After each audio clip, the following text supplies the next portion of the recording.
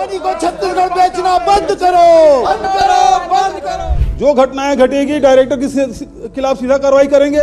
मुझे ऐसा प्रतीत होता है कि माननीय मुख्यमंत्री जी अनिल अग्रवाल को बचाना चाहते हैं। छत्तीसगढ़ विधानसभा के मानसून सत्र के दूसरे दिन शक्ति के वेदांता पावर प्लांट हादसे को लेकर सदन में जबरदस्त हंगामा देखने को मिला है। केवल अनिल अग्रवाल के खिलाफ कार्रवाई हुई है आज तक, इसके पहले कभी नहीं हुई है। तो क्या उसको दबाव में लाने के लिए, उसके फैक्ट्री बिकवाने के लिए कार्रवाई की जा रही है? विपक्ष ने उद्योग मंत्री से सीधे सवाल किए कि जब वेदांता समूह के चेयरमैन अनिल अग्रवाल के खिलाफ एफआईआर दर्ज हो चुकी है तो अब तक उनके खिलाफ क्या कार्रवाई हुई है। मंत्री के जवाब से असंतुष्ट कांग्रेस ने आखिरकार सदन से वॉकआउट कर लिया।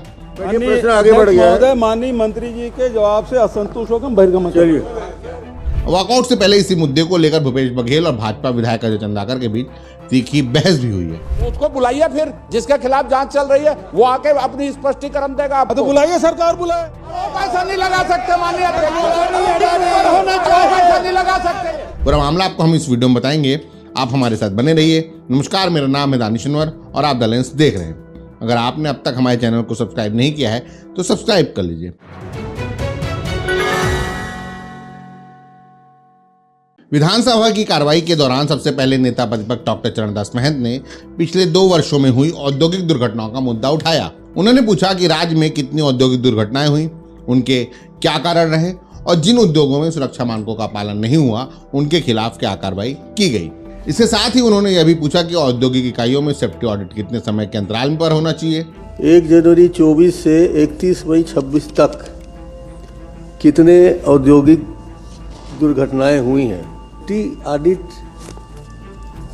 के बारे में आप बताएंगे कि कितने सेफ्टी ऑडिट ना होने के कारण कितने औद्योगिक घरानों को आपने कुछ नोटिस दिया होगा या कुछ जांच की होगी, सस्पेंड किया होगा, कितने ऑडिट आपने कराए हैं। जवाब में उद्योग मंत्री लखनलाल देवांगन ने कहा कि खतरनाक रसायनों के निर्माण, भंडारण और उपयोग से जुड़े कारखानों में अधिकृत एजेंसियों से समय समय पर सेफ्टी ऑडिट कराया जाता है। उन्होंने बताया कि प्रदेश के 32 कारखानों का सेफ्टी ऑडिट हो चुका है और जहां ऑडिट नहीं हुआ है वहां नियमानुसार कार्रवाई का प्रावधान है।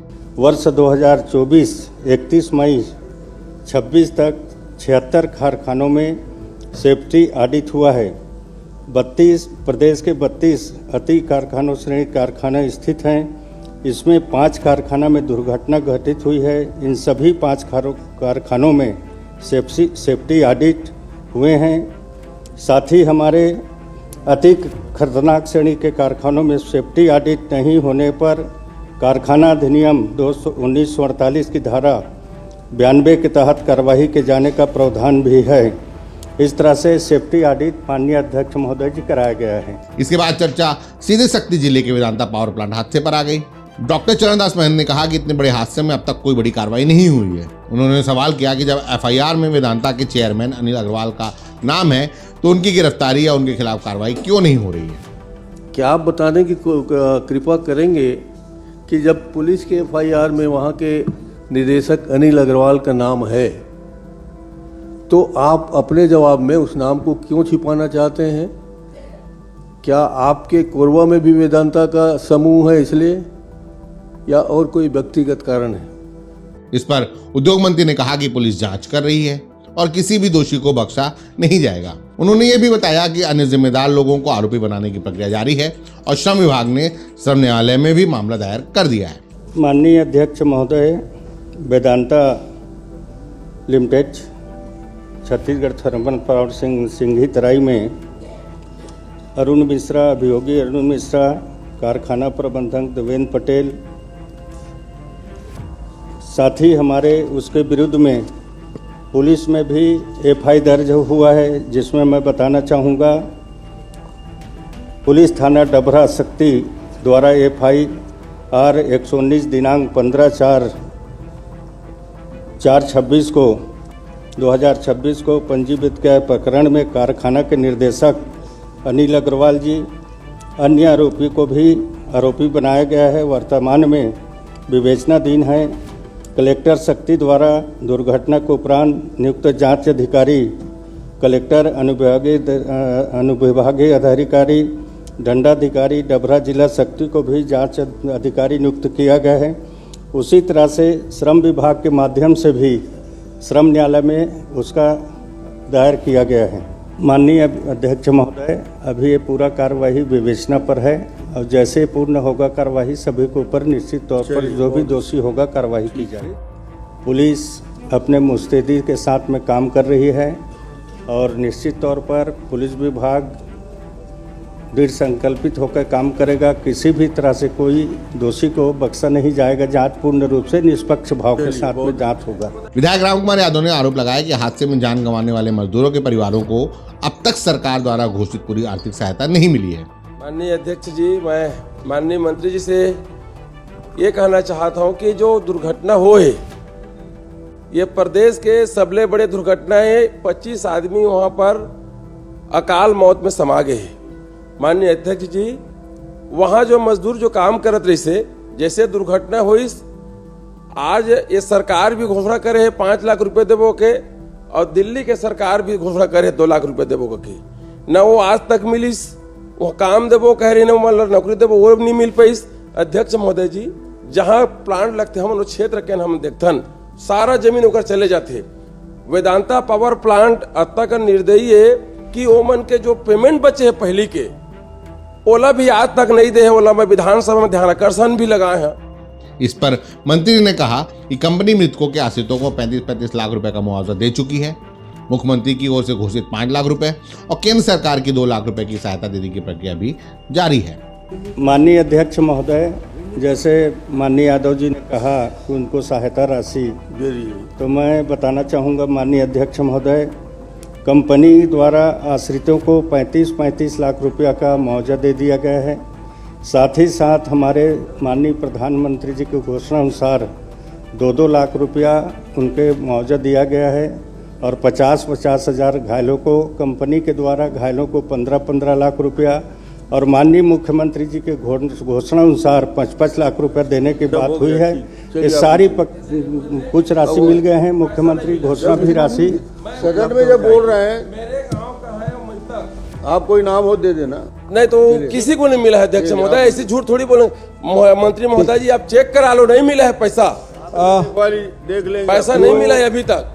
मैं कलेक्टर से बात हुआ है, मेरा गांव के एक जन मृत है, उससे बात हुआ है, ठीक है, ठीक। नहीं मिला है पैसा। आपसे निवेदन है, वेदांता के जो पेमेंट बचे, पुराना पेमेंट तो आपका रहा, मैं आपसे निवेदन करना चाहता हूँ। पेमेंट कहीं रुका होगा तो तुरंत पुराना पेमेंट बचा है उसको भी कराना है। बहस के दौरान पूर्व मुख्यमंत्री भूपेश बघेल ने सरकार को घेरते हुए कहा कि जब अनिल अग्रवाल के खिलाफ एफआईआर दर्ज हुई थी तो लगा था कि सरकार गंभीर है। उन्होंने सवाल किया कि क्या भविष्य में हर औद्योगिक हादसे में कंपनी के निदेशकों के खिलाफ इसी तरह एफआईआर दर्ज होगी या यह कार्रवाई सिर्फ एक मामले तक सीमित है। माननीय अध्यक्ष महोदय, उसे करवा दीजिए। बहुत ही गंभीर विषय माननीय नेता प्रतिपक्ष ने उठाया और चूंकि रामकुमार यादव जी के क्षेत्र का मामला है और जब एफआईआर हुआ था अध्यक्ष महोदय अनिल अग्रवाल पर, तो हम लोगों ने सोचा कि बहुत गंभीरता से सरकार ले रही है। इसके पहले कितने डायरेक्टर पे एफआईआर दर्ज हुआ और अब जितनी घटनाएं होगी आने वाले समय में, क्या डायरेक्टर पर सीधा एफआईआर होगी कि ये अकेला अनिल अग्रवाल वाला उदाहरण है, इसके बाद होगा नहीं होगा, कि सब में होगा? भूपेश बघेल ने यह आरोप भी लगाया कि क्या अनिल अग्रवाल के खिलाफ एफआईआर सिर्फ दबाव बनाने के लिए दर्ज की गई है और असली जिम्मेदारों को बचाने की कोशिश हो रही है। मैं ये पूछ रहा हूं कि इसके पहले आप ही क्षेत्र में हुआ वेदांता में, वहां तो अनिल अग्रवाल पे नहीं हुआ था कार्रवाई, जो आप ही क्षेत्र में हुआ था उसमें भी 42 लोग मरे थे, अभी 25 लोग मरे थे, एफआईआर हुआ। तो अब जितने, अभी ये लिस्ट दिखाया है पूरा आपने दिया है, तो जितने डायरेक्टर हैं जहाँ जहाँ घटनाएं हुई है सब में उनके डायरेक्टरों के खिलाफ एफआईआर होगी या केवल इसी भर में? इस पर उद्योग मंत्री ने कहा कि भूपेश बघेल अनिल अग्रवाल को बचाने की कोशिश कर रहे हैं। माननीय अध्यक्ष महोदय, मुझे ऐसा प्रतीत होता है कि माननीय मुख्यमंत्री जी अनिल अग्रवाल को बचाना चाहते हैं। उसके मतलब कि पहले एफआईआर दर्ज नहीं हुआ, सारे डायरेक्टरों के ऊपर एफआईआर, जो भी प्रक्रिया के तहत है, जो अनिल अडवाणी को अंडर में लाना चाहते हैं तौर पर होगा। मुख्यमंत्री जी बचाना चाह रहे हैं अनिल अग्रवाल को। पूर्व मुख्यमंत्री, सॉरी, क्षमा चाहता हूँ। इसी दौरान पूर्व मुख्यमंत्री भूपेश बघेल की भाजपा विधायक अजय चंद्राकर के साथ तीखी बहस भी हुई। तो ये लड़ाई क्या फिर कार्रवाई क्यों नहीं हो रही है? अनिल अग्रवाल जैसे नेताजी ने कहा एफआईआर भर कर दिए और उसको बुलाने के लिए नहीं गए, कोई नोटिस वोटिस भेज गया है? माननीय अध्यक्ष महोदय, अभी विवेचना पर है और मैंने पहले ही कहा पूर्व मुख्यमंत्री भी रह चुके हैं, कैसे वैसे भी कार्रवाई माननीय होता है, अध्यक्ष कैसे महोदय, किसी प्रक्रिया का होता नाम है। लेकर कार्रवाई की मांग नहीं की जा सकती विधानसभा में। क्या ध्यान कर क्या बात है, जब एफआईआर हो गया, चाहे सदन में जितने चर्चा हो जिम्मेदार गया, है, सवाल ही क्यों पैदा उसको कार्रवाई नहीं आप होगी? नाम लेकर कार्रवाई की मांग नहीं कर सकते, जिम्मेदार होगी? होगी अलग बात है। क्यों नहीं होगी? नहीं, सवाल वो उसको बुलाइए, फिर जिसके खिलाफ जांच चल रही है वो आके अपनी स्पष्टीकरण देगा तो आपको। बुलाइए, सरकार बुलाए। ऐसा नहीं होता, किसी का नाम लेकर कार्रवाई की सवाल मांग की जाए। बात का है, क्या दबाव में ला रहे हैं अनिल अग्रवाल को? नियम में नहीं है, वेदांता को नियम में दबाव नहीं ला है कि रहे आप हैं, कार्रवाई किसी की और को मांग कर फायदा सकते। पहुंचाने के लिए एफआईआर नाम किया लेके- गया है। नाम लेके आप ये किसी के ऊपर सीधी कार्रवाई बात है, नहीं कर सकते। किसी और को डायरेक्टर के ऊपर होना चाहिए।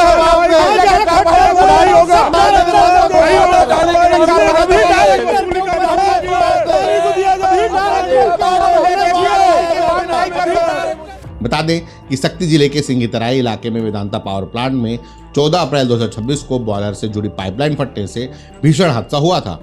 इस दुर्घटना में 24 कर्मचारियों की मौत हुई थी, जबकि कई अन्य गंभीर रूप से झुलस गए थे। हादसे के बाद पूरे प्रदेश में औद्योगिक सुरक्षा को लेकर सवाल उठे थे और पुलिस ने वेदांता समूह के चेयरमैन अनिल अग्रवाल समेत अन्य अधिकारियों के खिलाफ एफआईआर दर्ज की थी। अब सबसे बड़ा सवाल यही है कि एफआईआर दर्ज होने के बाद जांचें आखिर किस दिशा में बढ़ रही है?